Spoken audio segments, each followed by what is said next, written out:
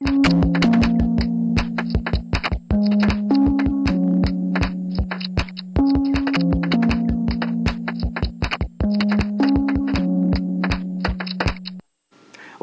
o Direito Sem Fronteiras já começou.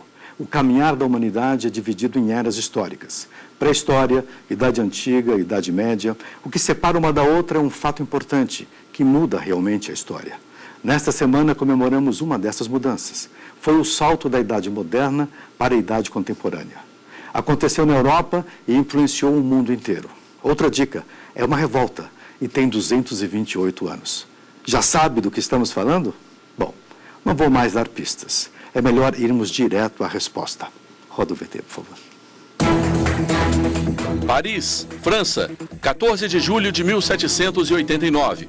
Foi neste dia que o povo tomou a Bastilha, uma cadeia medieval que mantinha presos políticos que lutavam contra a monarquia. Já em decadência, a ação marcou a Revolução Francesa.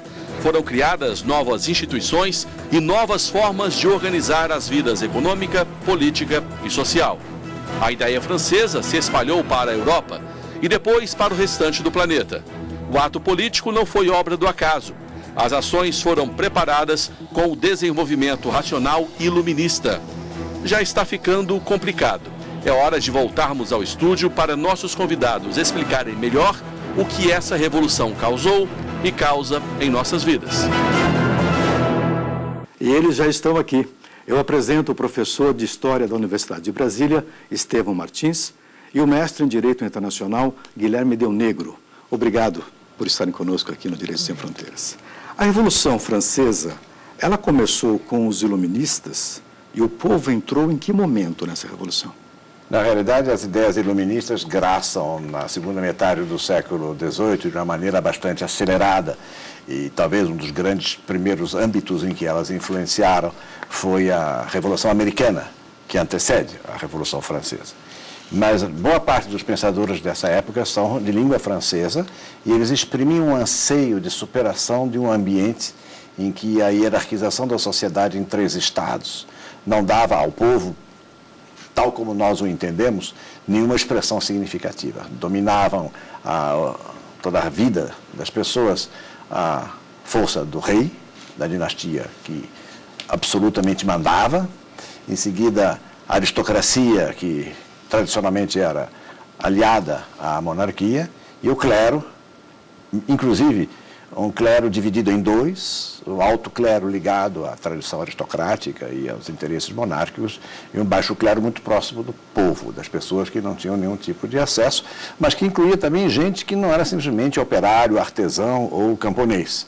É também gente que não tinha nem pertencimento à classe eclesiástica, nem à classe nobre e nem era diretamente parente da monarquia.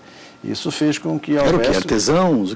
Havia artesãos, havia advogados, havia professores de escolas, padeiros, açougueiros, né? Pessoas que não tinham um nascimento chamado nascimento nobre e também não tinham um nascimento eclesiástico. Eles não liam muito, né? A maior parte do povo não lia, efetivamente. O povo a alfabetização é um fenômeno que começa a ganhar velocidade no século XIX e essa talvez seja uma das grandes vitórias impostas pelo processo revolucionário francês que começa em 1789. E o processo é um processo duro, difícil, e as ideias dos iluministas eram de instaurar a igualdade. Fazer com que o fato de ter nascido nesta ou naquela sociedade, ou nessa ou naquela família, não fosse determinante para o direito de a pessoa ser reconsiderada e respeitada enquanto tal. Por conseguinte, a supressão dos privilégios da hierarquia de classes foi uma das grandes vitórias da Revolução Francesa, que intervém já no mês de agosto de 1789. Se o povo não tivesse participando desse movimento, só os iluministas poderiam dar conta desse recado? Os iluministas são meia dúzia de pessoas, eu estou exagerando, obviamente eram mais pessoas, mas como numa plataforma de ideias, aquele que formula ideias é, regra geral, um indivíduo, quem sabe 10, 12, 15, 20 indivíduos. E a mobilização social de um povo vai pelo impacto que essas ideias tenham para alimentar as suas esperanças, para que essas esperanças se transformem em ação e essa ação faça modificar a realidade. Então, iluministas sozinhos não teriam feito isso, até porque quando o ciclo revolucionário se encerra, a restauração de certas tradições, embora vestidas com outras roupagens, sobre Napoleão, mostra que muita gente muda facilmente de lado e troca facilmente de casaco. Inclusive o próprio Napoleão. O Napoleão é um indivíduo. Bonaparte é o indivíduo cuja carreira se deve à Revolução Francesa e Napoleão é o indivíduo que herda a carreira de Bonaparte na Revolução Francesa. Hoje em dia, o que nós temos da Revolução Francesa no direito internacional? O que temos de marca? A Revolução Francesa, nós podemos pensar um grande conjunto de um legado bastante amplo da Revolução Francesa. Em primeiro lugar, quando pensamos nos direitos humanos atualmente, realmente a pretensão de universalismo da Revolução Francesa com as suas declarações de direitos do homem e do cidadão, as declarações de 1789 e de 1793, elas nutrem muita similaridade com a declaração, se olhamos o movimento internacional dos direitos humanos, em 1948, com a Declaração Universal, há algumas similaridades, mas, ao mesmo tempo, também há diferenças. A tradição francesa, ela é muito diferente do que nós vemos atualmente no contexto desse movimento internacional de direitos humanos, muito por causa de uma certa relutância com o que seria o judiciário, por causa dos problemas que havia com as relações com o Parlement, um Parlement que era muito mais reacionário, era uma força que tentava manter as estruturas estamentais e que também não seria esse garante dos direitos, mas, ao mesmo tempo, a Revolução Francesa, ela, assim como a Revolução Americana, as demais revoluções liberais, ela traz um discurso de direitos, que é um discurso de direitos em substituição a um discurso com ênfase nos deveres, que é uma marca muito forte. A gente também poderia pensar politicamente algumas questões como os conceitos de soberania nacional e, em algum momento da Revolução, o conceito de soberania popular, que são conceitos que são incorporados pelo direito e eles são conceitos que eles têm uma grande relevância política, né? Embora também, posteriormente, haja períodos em que esses conceitos eles são postos em dúvida, não são aplicados em toda a sua potencialidade. Mas temos coisas da Revolução Francesa hoje em vigência, né? Sim, sim. Temos realmente o legado da Revolução Francesa para vários conceitos de direito que nós ainda temos hoje em dia, ele é um legado bastante importante. Perfeito. Quanto tempo demorou a Revolução? Isso é discutível. A maior parte dos historiadores costuma dizer que o período propriamente revolucionário foi de 1789 a 1799. E que é nesse momento, com o primeiro consulado de Bonaparte, as coisas mudam de figura. Existe uma centralização do poder que desemboca na proclamação de Bonaparte como imperador Napoleão. Mas a Revolução teve primeiro, chamar de revolução é um termo muito genérico nessa época, é sinônimo de uma ruptura com o antigo regime, ou seja, não existe mais justificativa transcendental, divina, teológica para a autoridade do rei.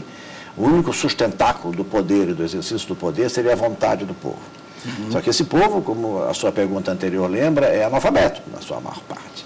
Muitos dos padres do baixo clero são também pessoas muito humildes, frequentemente mal sabem a missa de cor. Então tem uma identificação muito grande com a pessoal sofrido, humilde, pobre. Muitos deles ainda são até no campo, servos da gleba. A liberação da servitude ainda demora, a abolição da escravidão demora. A Revolução Francesa abole a escravidão.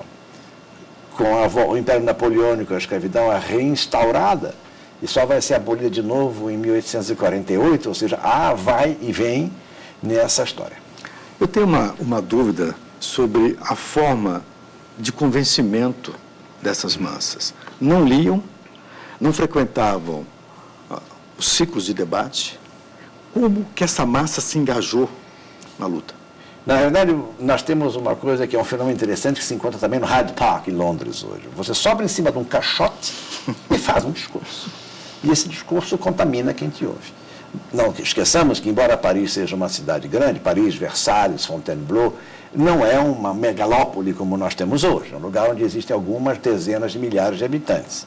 Então, os pregadores, os membros do movimento revolucionário, muitos deles são também soldados da guarda, da tropa de policial, eles começam a fazer o que nós chamamos de conversa de rua, ou seja, a cada esquina há alguém que discursa e que repercute, multiplica o que, quem sabe, ouviu no discurso de Robespierre, ou de Marat, ou de Danton, ou do padre Sieyès, que foram ouvindo, às vezes, num sermão de igreja ou numa reunião, numa cervejaria, e a queixa sobre a carestia, a falta de alimento, a briga na rua. A miséria, acho que unificou. A miséria era grande, tinha tido invernos muito rigorosos, havia uma quebra de safra, tinha havido guerras internacionais, a França tinha se engajado junto dos americanos contra os ingleses, isso custou dinheiro, custou vidas e custou pobreza. Então isso, obviamente, não predispõe as pessoas a aplaudirem as autoridades multisseculares.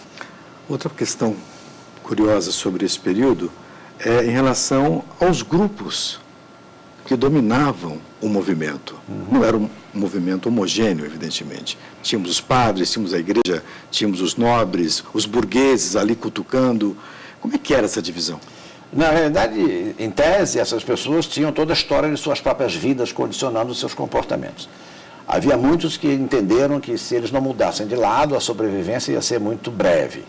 Então, com a criação dos corpos legislativos próprios aos processos revolucionários, uma das primeiras etapas que se pensou é que se poderia obrigar o rei a jurar uma Constituição que tinha que ser produzida, a imagem e semelhança do que se havia feito nos Estados Unidos, não é? Com o texto de 81, depois com o texto de 87, e isso seria viável. Mas há uma série de inconvenientes que vão transformar essa possibilidade em uma missão impossível. O que acontece na prática é que as pessoas se dividem agora entre radicais, moderados, não é? E conservadores. Então, esses são partidos políticos, por assim dizer, que, em função de sua posição no hemiciclo, no plenário da Assembleia, começam a ser chamados os que estavam lá em cima, que são os da montanha, não é? E você tem os jacobinos, que são da esquerda, porque eles estão sentados no hemiciclo à esquerda da presidência da Assembleia, daí que começa a surgir a terminologia de esquerda e de direita, e os que são mais reacionários, conservadores, quase sempre antigos nobres, que viraram a casaca, se sentam à direita do hemiciclo. Então, esses grupos políticos, no fundo, são a voz dos partidos políticos contemporâneos. Algo semelhante acontece na Inglaterra, embora não nesses termos. E a Inglaterra é obrigada a avançar muito no campo dessas práticas democráticas da representação popular, porque se viu confrontada com os fenômenos da Revolução Francesa, inclusive de muito mau humor. Não é? Eu creio que a situação de hoje não é lá muito diferente, não é? E isso levou, então, a criar formatos de sucessivas alternativas políticas. Eu vou interromper o senhor, a gente volta daqui a pouquinho, vamos a um rápido intervalo. A conversa está boa.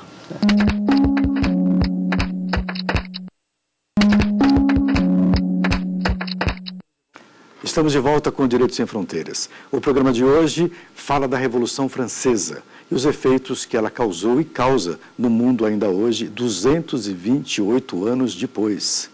O que mais que nós teríamos em termos de Revolução Francesa? Nós podemos consolidar o pensamento dizendo que o movimento foi baseado na burguesia em cima e os camponeses por baixo e o meio ali com o clero, os artesãos, mais ou menos isso, não? Nós temos uma formação realmente bastante heterogênea do terceiro estado, com essas várias pessoas que integram. Então tem profissionais liberais, temos grandes proprietários, temos alguns membros realmente do clero e da nobreza que já participam na condição de terceiro estado, um pouco realmente já mostrando que eles, nessa pequena virada de casaca, ou que eles não se adequam àqueles ideais perfeitamente do primeiro e do segundo estado. Mas esses diferentes projetos eles se manifestam em momentos distintos na Revolução, né? Nós vivemos a primeira Constituição de 1791, ainda é uma Constituição que atende muito mais aos interesses burgueses. É uma Constituição que mantém o voto censitário, é uma Constituição que ela tenta realmente controlar um pouco a autoridade do rei, estabelecendo algo próximo à monarquia constitucional. Então muda o nome, por exemplo, do rei da França, que seria uma ideia de um rei que tem uma soberania fundada numa propriedade, para um rei dos franceses, que seria um rei que seria indicado. Então a ideia do contratualismo é puxado para a Constituição, para essa monarquia constitucional. Depois a Constituição do ano 1, né, que seria já a Constituição dos Jacobinos, a Constituição de 1793, ela muda com esse cenário, ela tira o voto censitário, ela institui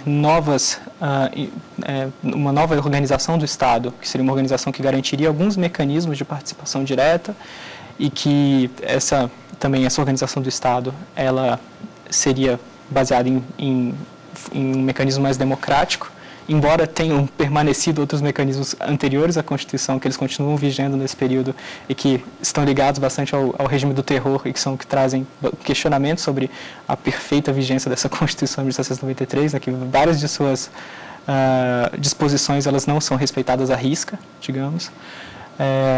Mas então, é um movimento que ele tem oscilações. Deixa eu te perguntar uma coisa sobre a Declaração dos Direitos do Homem e do Cidadão. O que dizia essa declaração? Que direitos ela pretendia garantir? Perfeito. Essa declaração, então, em primeiro lugar, pensar sobre o que seria, de onde ela tira seus conteúdos. Isso traz uma grande divergência entre vários autores, né? Alguns tentam fazer uma leitura mais lockeana dessa declaração, então identificar alguns elementos ainda de um autor que seria um autor iluminista mais conservador, alguns elementos de Montesquieu. Uma pequena vertente tenta localizar alguma influência de Rousseau também, mas o que é interessante de notar, por exemplo, na declaração, na primeira, de 1789, é que ela se refere a direitos naturais, e esses direitos naturais seriam, então, direitos que deveriam ser garantidos previamente a qualquer processo político, e talvez por isso a origem lockeana que algumas pessoas sugerem, e ela inclui algumas garantias, né? Ela inclui como esses direitos naturais e imprescritíveis, a propriedade, a garantia da defesa contra a opressão, a segurança e a liberdade. E, além disso, ela institui o que seria primariamente um conteúdo mínimo das constituições, que algo que é retomado pelos constitucionalistas a todo tempo, que fala que todo país que não tem esses direitos básicos e que não tem uma separação de poderes não tem uma constituição. As garantias penais básicas também já vêm expressas na Declaração de 1789, também a questão da igualdade perante a lei, da liberdade de culto. Tudo vem dali. Dessa declaração, e depois da declaração de 1793 ela traz alguns outros elementos. Então, ela já traz a ideia de soberania popular. Então, a declaração que ela vem como preâmbulo na Constituição Jacobina, essa declaração ela traz alguns novos elementos. Ela traz a igualdade já incluída nesse rol de garantias. Então, além da propriedade, da liberdade, traria como esses direitos naturais a igualdade, e traz uma previsão específica sobre a escravidão, mas que, como já foi muito bem dito, a dizer que a abolição é causada pela Revolução Francesa é algo bastante questionável pelo próprio desenrolar do processo. Ok. Socialmente, qual foi a grande contribuição da Revolução Francesa? Abrir a porta para que quem nunca tinha ocasião de subir na vida conseguisse subir. Eu creio que os primeiros beneficiados disso foram os operadores do terror. Transformaram-se nos ditadores que eles criticaram a vida toda, o que levou a todos a serem executados da mesma Madame Guillotine. Quantas pessoas morreram, mais ou menos, na Revolução Francesa? A discussão sobre o número exato é grande, mas para os termos populacionais da França de então, morreram entre 50 e 60 mil pessoas, entre executados e na guerra interna civil, que foi a Guerra da Vendéia, uma província da França junto ao Oceano Atlântico, que resistiu bravamente à Revolução, que chamavam de Revolução de Paris e de Marselha. Depois houve um número imenso de mortos nas sucessivas guerras internacionais em que a França revolucionária se engajou e que não terminaram nem quando Napoleão assumiu o poder e que só se encerraram, o ciclo das guerras só se encerrou em 1815. Que influência teve a Revolução Francesa em outros movimentos libertários, vamos dizer? A Revolução Francesa muito rapidamente se tornou um mito. Na realidade, as pessoas rapidamente passaram a esquecer o que havia de ruim e lembrar só aquilo que seria de bom. Até hoje, né? Até hoje. O capítulo número 1 do mito foi a comemoração do centenário da Revolução, de 14 de julho de 1889, que é quando o dia 14 de julho, 100 anos depois, vira feriado na França e passa a ser a data nacional francesa. Então, digamos assim, o rio de sangue que a Revolução Francesa havia causado, feito fluir, já estava esquecido 100 anos depois. Então, a ideia era de que a Revolução Francesa, primeiro, foi o ápice revolucionário que representou a libertação do povo oprimido. Foi o momento político em que a igualdade e a fraternidade e a liberdade se exprimiram numa forma de reconhecimento da soberania popular. por mais confusa que fosse a interpretação jurídico-institucional que se seguiu ao longo de 100, 200 anos. E como isso foi exportado para outros continentes? Na verdade, foi copiado. A ideia da Revolução Francesa, originalmente, era para ser exportada, muito semelhantemente ao que Lenin disse da Revolução Proletária, que tentou em 1905 e só conseguiu em 1917. A ideia de que a revolução universal da humanidade não é nacional, não é territorial e não é individual. Era de todos e, por conseguinte, devia abarcar o planeta inteiro. É uma coisa mitológica nisso, né? Mitológica eu não saberia, mas certamente mítica, ou se nós quisermos idealizada, utópica, mas que tem um efeito mobilizador muito forte, muito forte. Tanto que o fato de os direitos, o reconhecimento dos direitos naturais prévios de toda pessoa humana é, quem sabe, a cláusula mais pétrea de todo o regime constitucional contemporâneo, da qual decorrem outras que se consideram a elas associadas e que no linguajar jurídico se chama de cláusulas pétreas por assimilação, que são, digamos, definidas no texto constitucional de um país. Mas a Revolução Francesa não, e nem a Rússia, diga-se passagem, não aboliu as fronteiras nacionais. A Revolução Francesa ajudou, de fato, ao fim da escravidão no mundo? É possível imaginar isso? Porque houve idas e vindas, né? Em termos de ideologia, certamente, porque a proclamação da igualdade representa a abjeção da noção mesma de hierarquia, de superiores e inferiores, e, por conseguinte, a ideia de escravidão não é compatível com a ideia de igualdade. Outra coisa é saber como dirigentes e governantes lidaram com isso. Pegue o exemplo que foi anteriormente citado do voto. O voto que a Revolução Francesa, já na Constituição do ano 1, introduz, pode não ser censitário, mas continua sendo masculino. A França só introduz o sufrágio universal em agosto de 1945. Até então, mulher não votava. Podia ser milionária, mas não votava. O Brasil introduziu o voto feminino com a reforma de 1930, que foi exercido pela primeira vez em 1932. Ou seja, a Revolução Francesa teve seus frutos que foram gerados ao longo de uma espécie de gigantesca gestação multissecular, que ainda dará frutos. Do ponto de vista do direito, você também percebe isso, não? Eu estou totalmente de acordo. Eu acho que quando nós pensamos realmente nos ideais de liberdade, igualdade perante a lei, há aí elementos que podem sugerir. Então, quando nós olhamos, por exemplo, a representação contra a escravidão de José Bonifácio, há referência a autores iluministas, há referência a autores que reconheceriam esses direitos, mas, de fato, as medidas que são tomadas são muito restritas no próprio contexto francês, e há, inclusive, tenta-se retomar quando a liberação dos escravos e a independência do Haiti, por exemplo, a conduta é completamente contrária. E muito em função também da crise financeira porque passava a França, que dependia de uma certa recapitalização. Napoleão via muito interesse nessa região, que tinha sua renda diminuída em quase 5 vezes.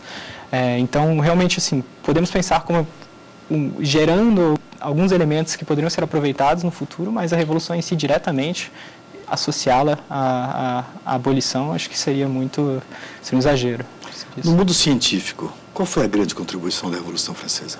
A Revolução Francesa, e aliás, depois de Napoleão, na medida em que o conhecimento, a economia e a autoridade não estava mais restrita a um punhado de integrantes de 2 classes superiores, abriu o espaço. Abriu o espaço. A ciência é também uma alavanca de libertação. Quanto mais eu souber, mais eu posso fazer. Então, isso vale para a instituição da escola primária universal.